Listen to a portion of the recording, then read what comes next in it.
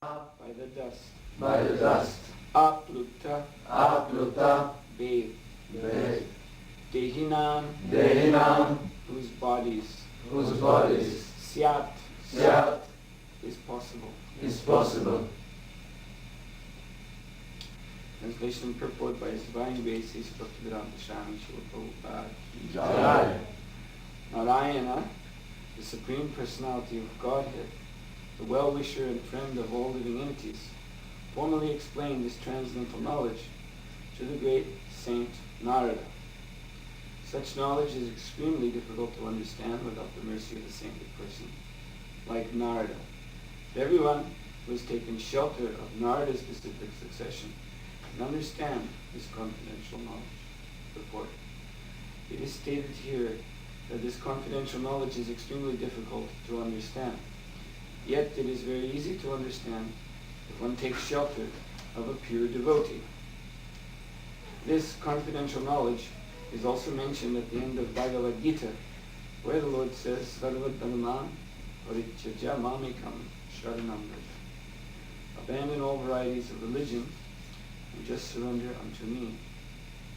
This knowledge is an extremely confidential secret, but it can be understood if one approaches the Supreme Personality of Godhead through the bona fide agent, the spiritual master in the disciplic succession from Narada. Prahlad Maharaj wanted to impress upon the sons of the demons that although such knowledge can be understood only by a saintly person like Narada, they should not be disappointed. For if one takes shelter of Narada instead of material teachers, this knowledge is possible to understand. Understanding does not depend upon high parentage. The living entity is certainly pure on the spiritual platform, and therefore anyone who attains the spiritual platform by the grace of the spiritual master can also understand this confidential knowledge. Yam charitamalam durvapamaha narayano narasaka kila naradaya ekantinam bhagavatas tudyakinchananam adaravindaras rajasa rutahinam syat.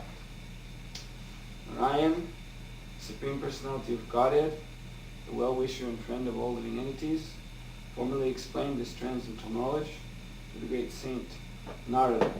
Such knowledge is extremely difficult to understand without the mercy of a saintly person like Narada. But everyone who has taken shelter of Narada's specific succession can understand this confidential knowledge. Mukam karoti vachalam bhangamanayate grim kripadam vande Shri Gurun Jinatanam. So this knowledge is confidential, not in the sense of that it is something mysterious, difficult to understand because it is not clear, or it is hidden, or somehow so complicated that it has to be taken apart like a puzzle. It's not confidential in that way, but it is confidential because it is knowledge of surrender. This is the essence, the essential of what says this confidential knowledge is also mentioned at the end of Bhagavad Gita, where the Lord says, Sarva dharman parityajya mamekam sharanam vraja. So that's the essence of it. And it is confidential because that is extremely difficult for the conditioned soul to do, unless he sees how to do it from one who has done it. Just to theorize, you should surrender to Krishna. Well, we can perhaps put together in our own minds some sort of vague idea, also even certainly from reading Srila Prabhupada's books, we can probably get a pretty good idea what surrender to Krishna should mean. But actually, how to do it in a way that leaves nothing unsurrendered, even the most subtle thing, because Srila Prabhupada said that even if one has a pinch of material desire. This word pinch means just like when you're cooking, since this is the restaurant staff, so this is an example there, and you probably appreciate. When you're cooking something, then you add spices by pinches, a pinch of salt, a pinch of asafoetida, especially asafoetida, which is very strong. So you take a pinch of it between 2 fingers and put it in the preparation. So Srila Prabhupada said everything else may be all right, but if there's just a pinch of material desire, then you cannot go back to God. So ridding ourselves of even the most subtle type of material contamination requires us definitely to accept the shelter of a spiritual master. Now, I've explained this in one way. Ultimately, we have to accept spiritual master because this is what Krishna says.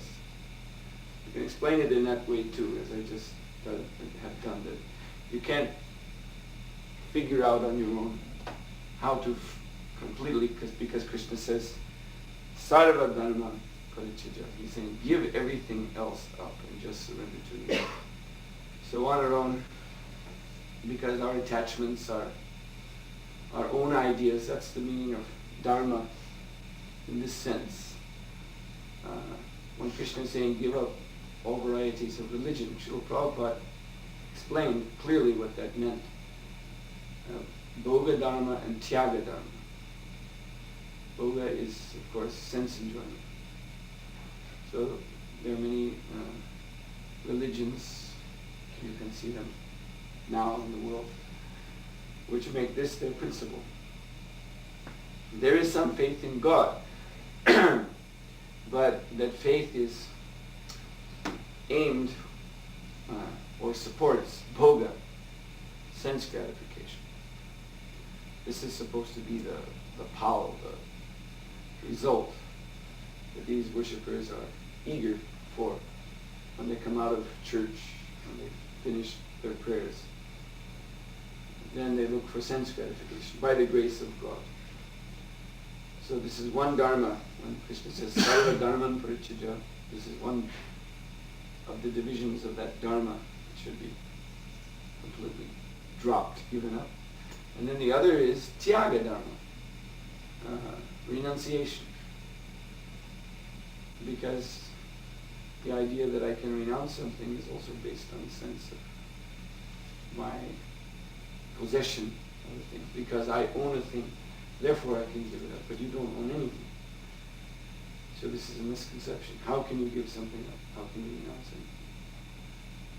So if we think this way, that I shall enjoy something by my faith in God, or I shall renounce.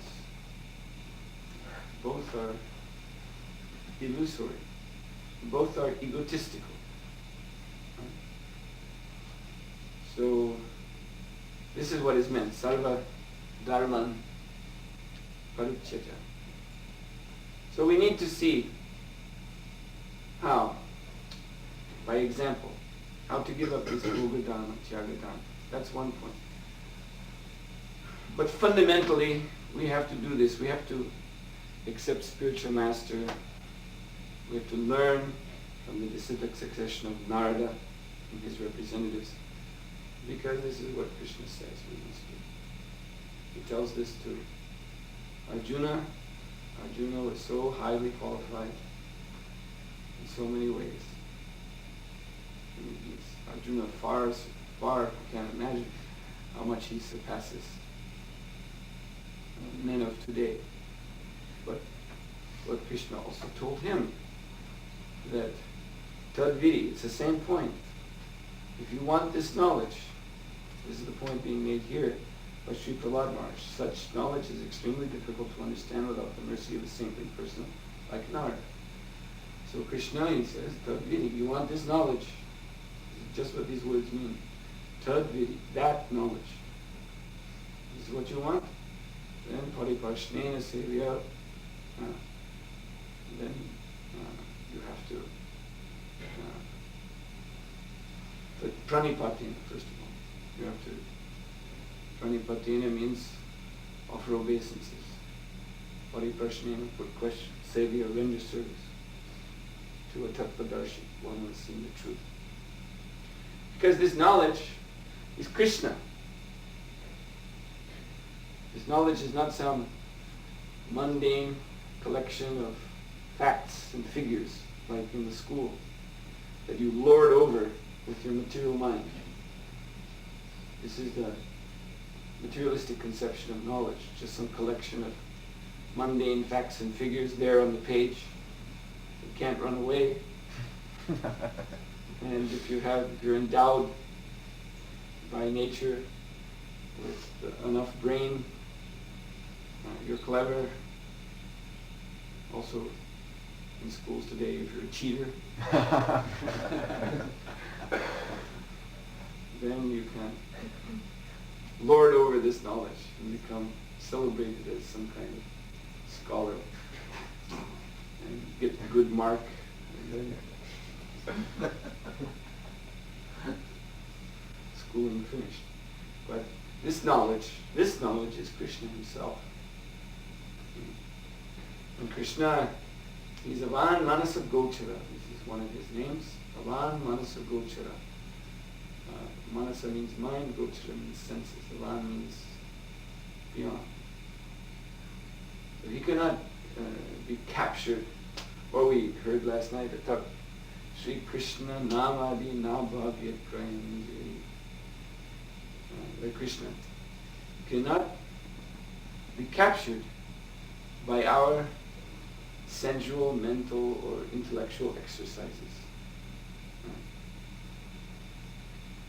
He's beyond our ability to know him. But he makes himself available to those who submit to him by following the process that he gives in Bhagavad Gita. That means you must surrender to the spiritual master. And in that verse, it talks Shri Krishna. So, Sevan Mukhi Jivado, under the direction of spiritual master, one should engage the senses in Krishna's service, beginning with the tongue. Jiva means the tongue. So, chant the holy name of the Lord, take Krishna Prasadam.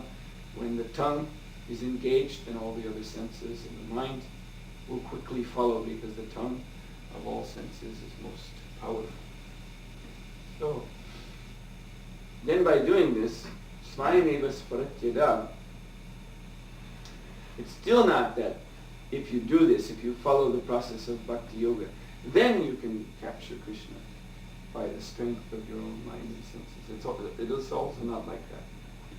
Svayameva Sparatyada means that Krishna becomes pleased with you, seeing that you're trying by the authorized process to surrender to him, and then when he's sufficiently satisfied, he reveals himself. That's all. So, and this association with devotees is so powerful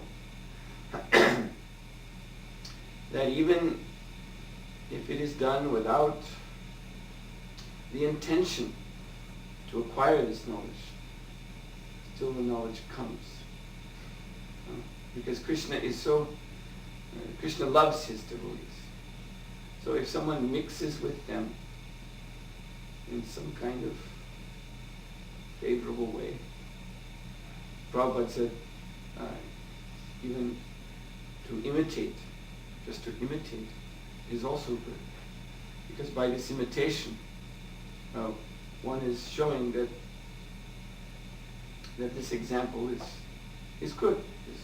Therefore, I'm also imitating. He's just imitating. But why is he imitating? Because somehow, for some reason or other, he wants to be known that he's one of them. I'm a devotee also. Just like the story of a thief who, he was a thief, so he was, of course, always interested in getting wealth by some easy cheating means. So he heard there was an announcement from a big landowner, a big powerful aristocrat who had much money and property under his command.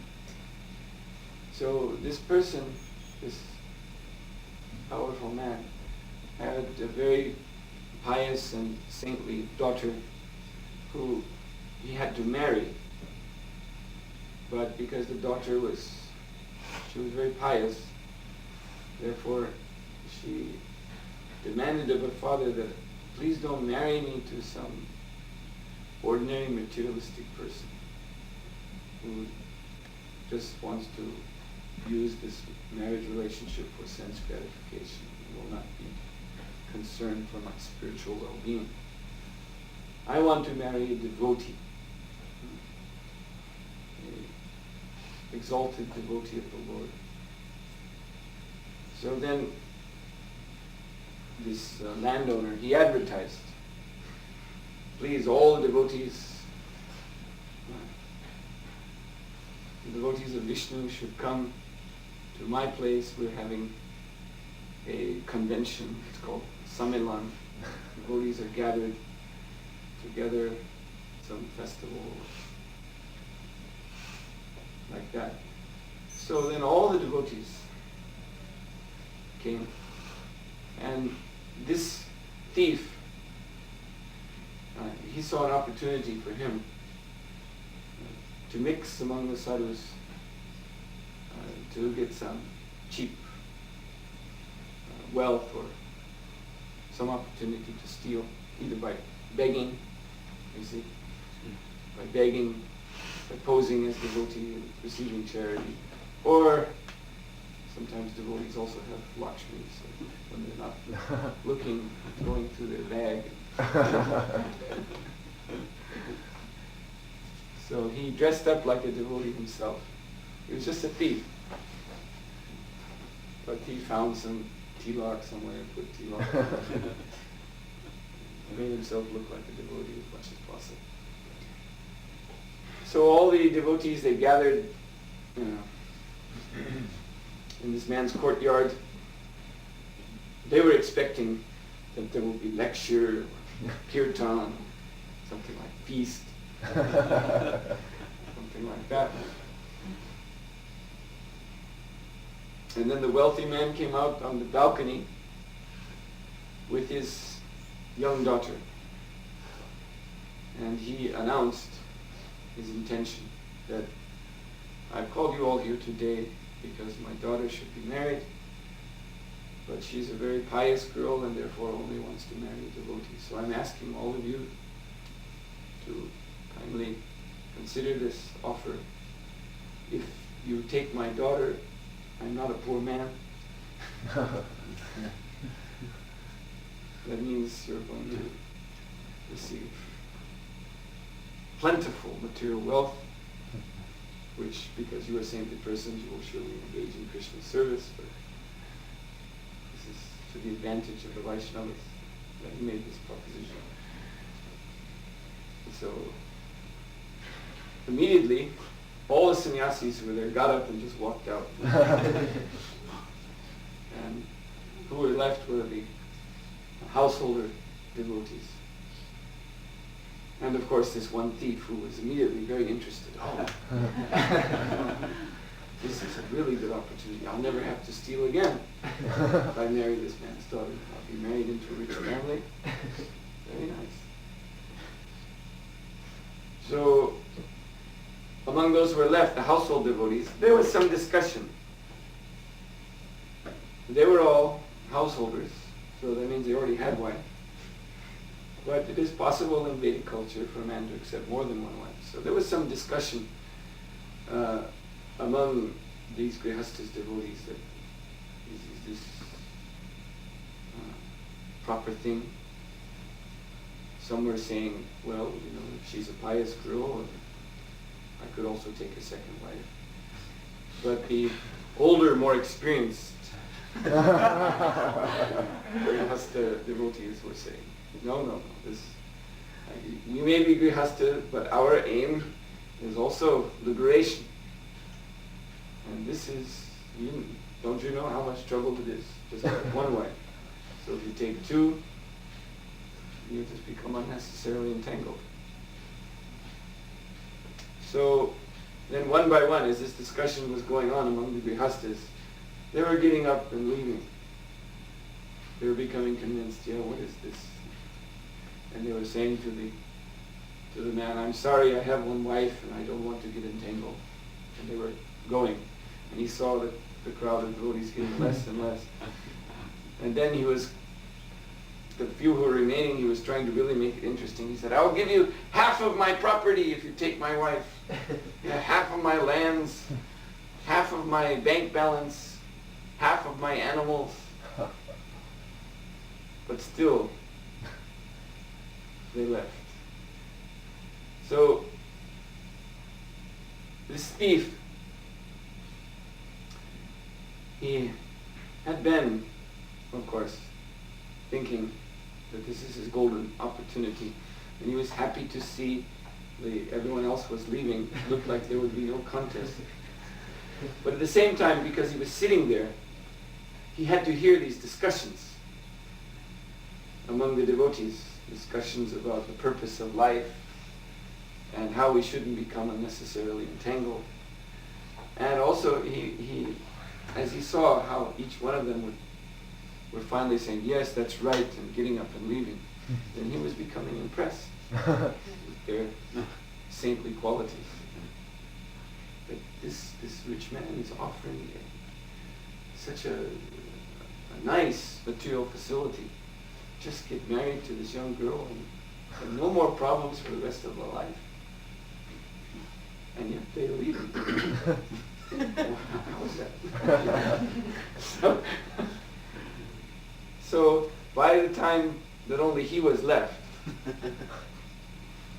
his heart had changed, just from this association with the saintly person. So the rich man, when he saw, there's one sadhu remaining, he became happy. He said, my dear sir, so I am very fortunate today because you have remained, so this means you will be my son-in-law, and my daughter will be very happy because you are a devotee, like this he was speaking.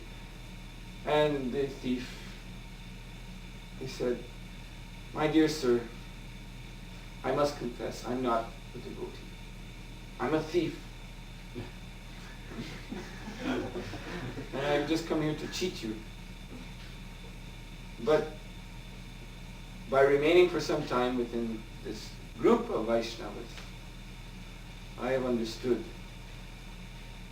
that my life is empty of meaning.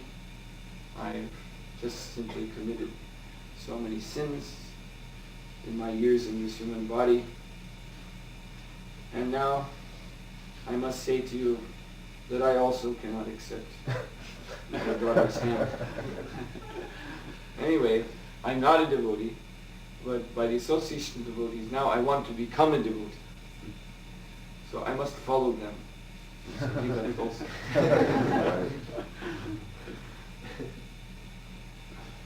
So this shows how powerful sadhu sanga is. And in fact, the Chaitanya Charitamrita says, sadhu sanga,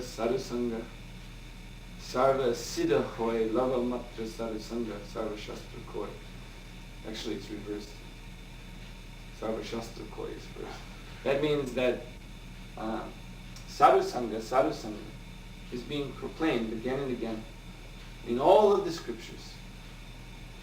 The importance of associating with devotees. Every shastra is stressing this. And sadhu sanga sarva siddha hoy. Lava matra sadhu sanga sarva siddha hoy. So association with devotees is so powerful that even if one gets it only for one lava matra, means 1/11 of a second, sarva siddha hoy, one can acquire all perfection from this.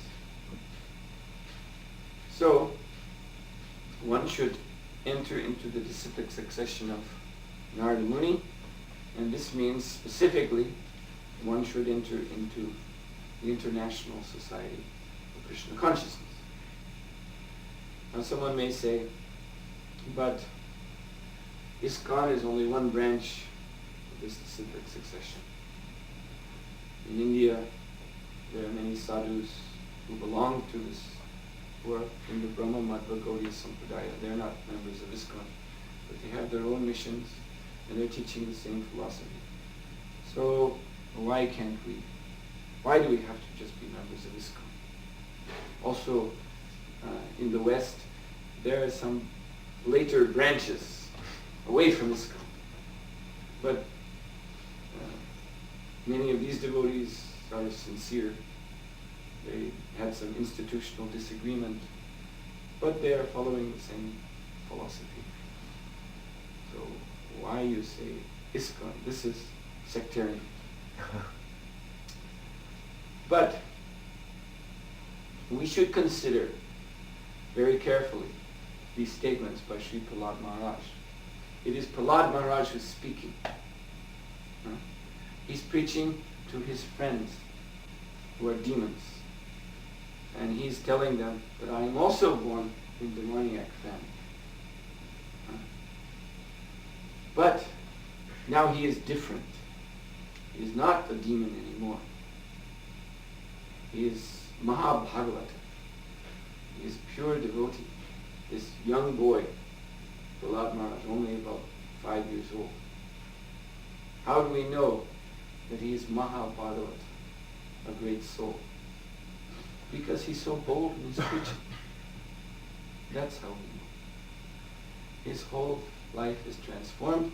Now, not only is he a devotee chanting Hare Krishna, but fearlessly he's preaching to the sons of demons. He's there in the kingdom of the demons, and he's preaching to their sons. Fearlessly. And his preaching is potent. He's changing them.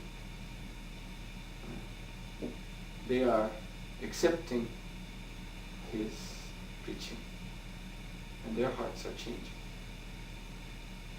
So we have to keep in mind, you see, Acharya, Sri Prahlad Maharaj, he is Acharya, therefore he is appearing in the pages of Śrīmad-Bhāgavatam. And Acharya means one who establishes the truth by example, by his achar, his behavior. So he's telling his demoniac schoolmates that even though you are demons, you may be demons, but if you take shelter of a saintly person like Narada, then you will become liberated devotees of the Lord. And he's showing what that means by his own example. Through preaching. So this is by Srila Prabhupada's grace, this is the distinguishing feature of the International Society for Krishna Consciousness. That it is a movement of Prahlad Maharaj's, followers of Prahlad Maharaj. That it is not simply a mission office in the holy Dham, Vrindavan or Mayapur, where, of course, devotees are living. Only devotees are there. Only devotees live in Sri Mayapur Dham, Sri Vrindavan Dham. But this ISKCON mission is spread all over the world, in the lands of the demons, for which Sweden is prominent.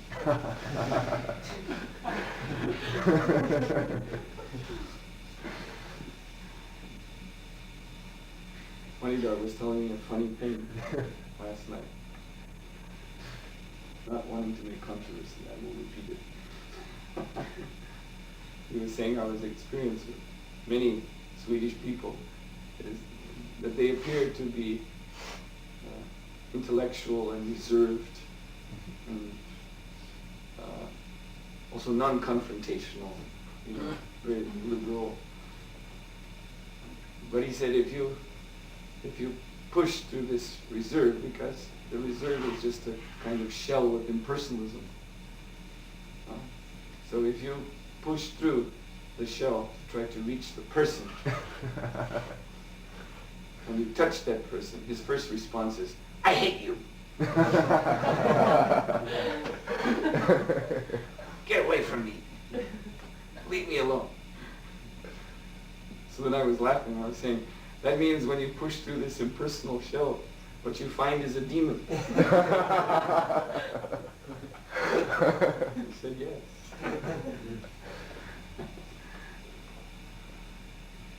Yes, so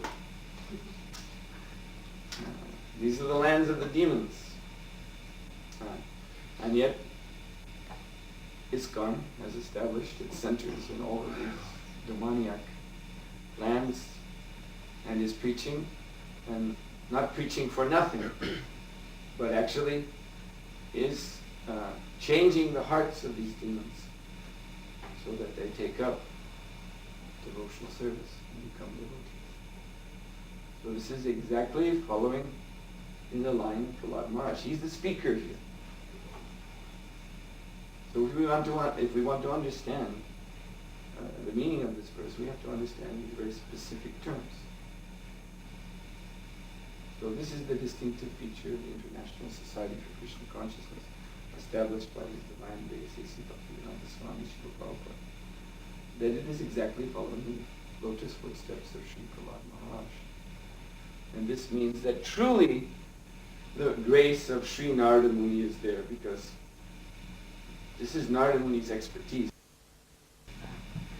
Prabhupada told the story of the snake who surrendered to Narada Muni, and Narada Muni instructed him that one most important thing for you is you are a snake, you're a cobra, poisonous snake, so don't bite anybody. You want to be Vaishnava, then don't bite anybody. And the snake very humbly bowed his head. Yes, Guru Maharaj, I won't bite anyone.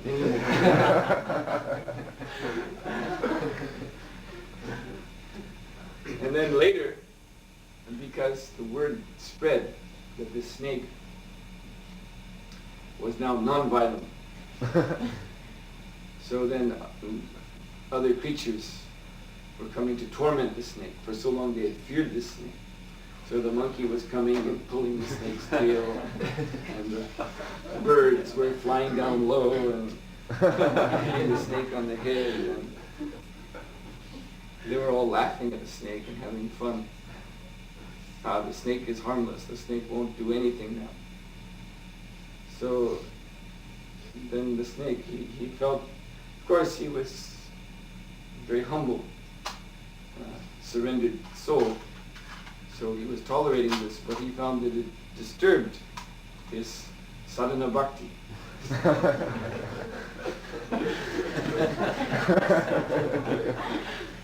So the next time he saw his spiritual master, he asked him, what should I do? I know I want to, under your order, hear and chant and worship the Lord, but wherever I go, these animals, they follow me and they bother me in so many ways, and I'm always distracted. Very difficult to concentrate on my rounds.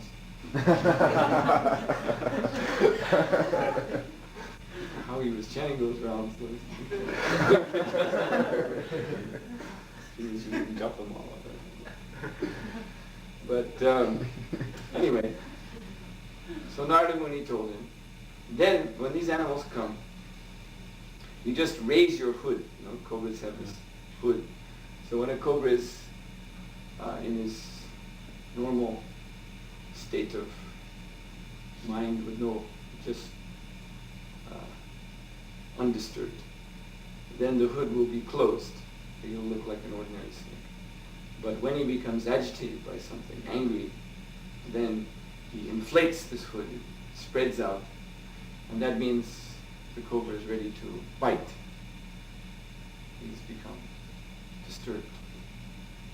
And so Narada said, without biting anyone, you just spread your hood, and then they'll leave you alone. So thereafter, when the monkeys came or whatever, then he spread his hood, and they were again afraid and ran away. But he didn't have to bite anyone. So this is one story Prabhupada told. Narada's dealings with his cobra disciples. So this is Narada Muni's expertise, his mercy upon the fallen souls, that many of his disciples were actually demons. Cobra is also counted among the demoniac species. They came from demoniac background, but he completely converted them. We were saying, if one even has a pinch of desire for sense gratification, he cannot go back home, back to God. But Narada Muni, by his expert preaching, completely eradicate even the slightest material desire from the hearts of these disciples of his, even though they were demons. So that remarkable power is to be seen in the International Society for Krishna Consciousness. And while there are certainly other praiseworthy sadhus who follow this discipline succession, we must say that we have not seen this type of preaching from them. So if we really want to follow Prahlad Maharaj's instructions, then we have to become members of ISKCON. Prabhupada ki jai. Jai. Are there any questions? Yes. I want to ask about Vaishnava behavior during the kirtan, because especially when they come to ecstatic, this inclination for respect seems to be going on sometimes, especially when you are by the word. Especially in presentation of spiritual master, and also the disciple wanted to go to him, but in other side, this can commit from the past, in the disciple is not respected. You're saying what, within kirtan? Yes, when sometimes become so excited, and then this expectation between the devotees can go on, especially when people are not so involved by it. This expectation can be moved, and they can make some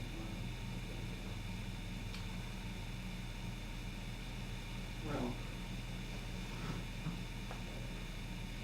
this is a question of attitude, I think. There's a description in Śrīmad-Bhāgavatam when Jagai and Madai were accepted by Chaitanya Mahaprabhu after they surrendered to him. And then he took them into kirtan, and this kirtan is described as being very ecstatic, and all the Vaishnavas were there and they were all bumping into each other. And by being touched by so many Vaishnavas in the kirtan, then Jagai and Madai were completely purified. So there's nothing wrong with being ecstatic in kirtan, but there is a question of attitude. These associates of Lord Chaitanya, they're tasting transcendental ecstasy when they had kirtan, so they're becoming lost in that ecstasy. There's nothing material about it, no question of anything offensive. So if one is entering into kirtan, to taste the kirtan rasa, and keeping in mind that this taste is possible only by the grace of the Lord and His devotees, then everything's all right. If we become offensive, then we will immediately, even in the kirtan, lose the taste. So, tasting the nectar of Krishna consciousness requires one to avoid offenses. You have to do this. But it's not that avoiding offenses means that one should be stiff and dull and stereotyped in all of his behavior and show no joy, no sense of humor, no. This is also not. Anything else? Yes? To be touched extreme nature or sunshine and things like this, cemetery energy, but it seems very difficult to keep up with the passion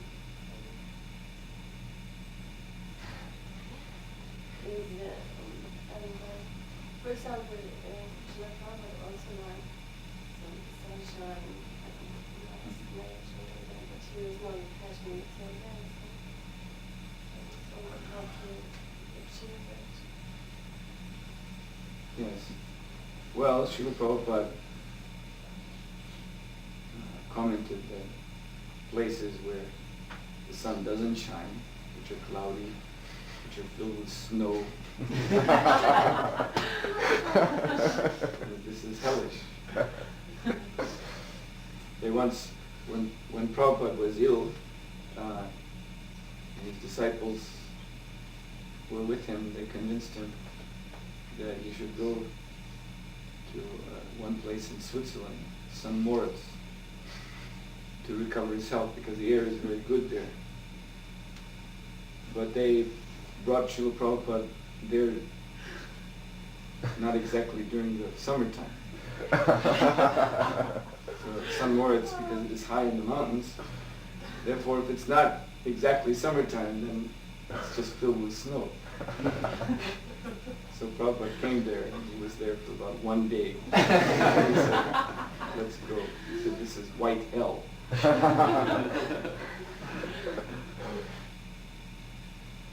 So, Srila Prabhupada, yes, his appreciation for sunshine and green nature, trees and plants, was not material, because this is the nature of Goloka Vrindavan, that it is bright and beautiful and full of flowering trees. The forests are populated with all kinds of creatures. Of course, they're all transcendental. That is reflected in this material world, and a devotee appreciates because he sees that this is like Krishna's abode. This reminds him of Krishna. Just like Lord Chaitanya Mahaprabhu, he was very fond of one young boy, Brahman's son.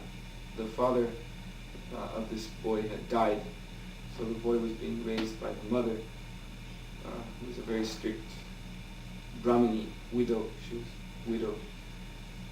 So the boy, when he would come from school, would always, this was in Puri, Jagannath Puri, he would always come to offer his obeisances to Sri Chaitanya Mahaprabhu.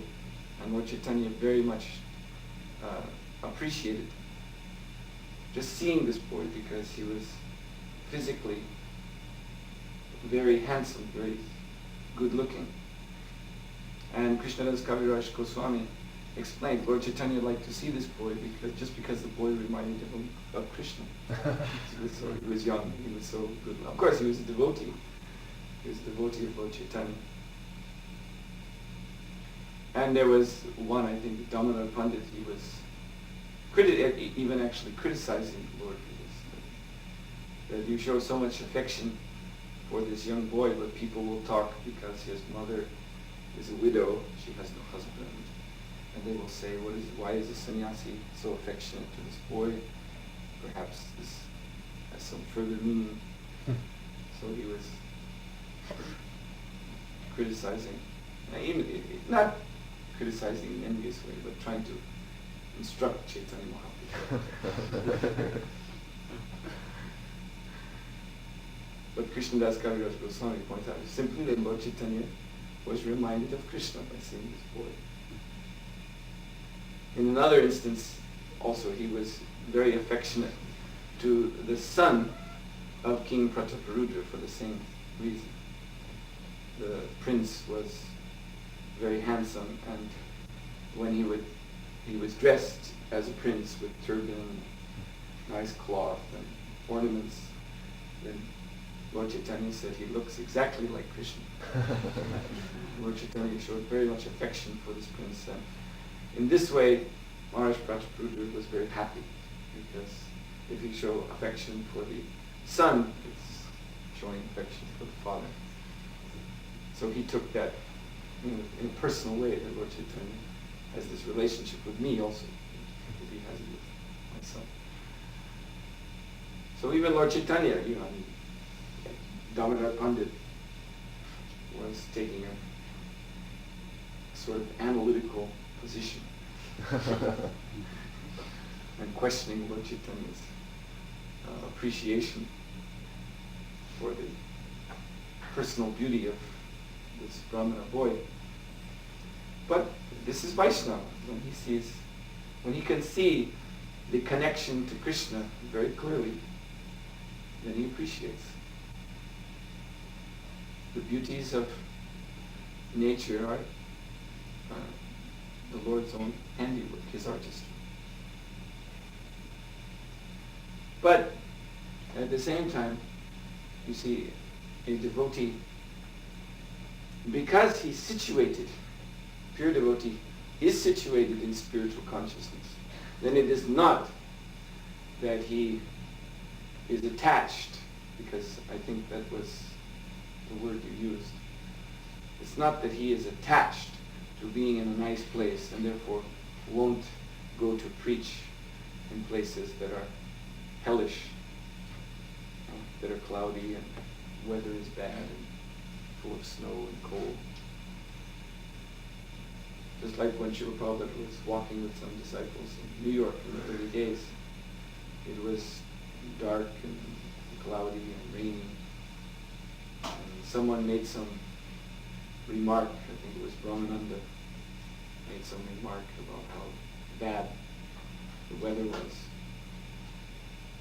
And Srila Prabhupada, he just turned to him and smiled and said, if you could see with spiritual eyes, you would know that this is Vaikuntha. So wherever a pure devotee goes is Vaikuntha. So, sometimes Srila Prabhupada, sometimes he, even when he could see, it's again, this is a subtle point, it's a razor's edge. Sometimes Srila Prabhupada also cautioned his devotees or corrected them when they were expressing some appreciation for the beauty of nature. There was an instance, I seem to remember an instance of a Prabhupada walking with some disciples, I believe it was in California, and it was a beautiful sunset. And some devotee made a remark, isn't the sunset so beautiful? And Prabhupada said, this is mine.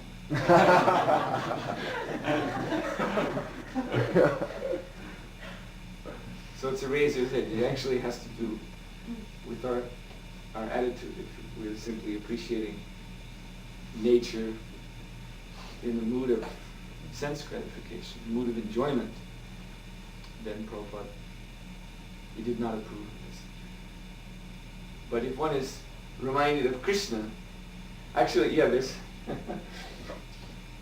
is nice. This is Prabhupada was speaking in Mayapur.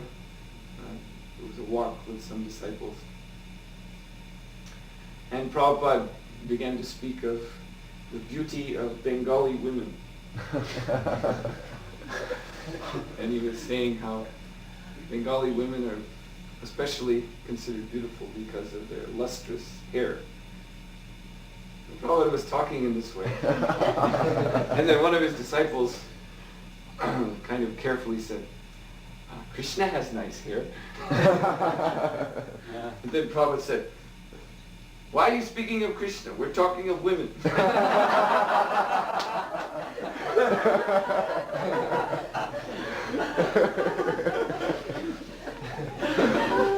And everyone laughed. And then Prabhupada went on to say, no, but actually, he is right. That we should see in everything the connection to Krishna. So Prabhupada acknowledged it. This making the connection to Krishna, this makes everything perfect. So even you can discuss about the hair of women locks. As that connection is there. So that is the point. If the connection with Krishna, if that is the actual source of the appreciation of a thing in this material world, then that's all right.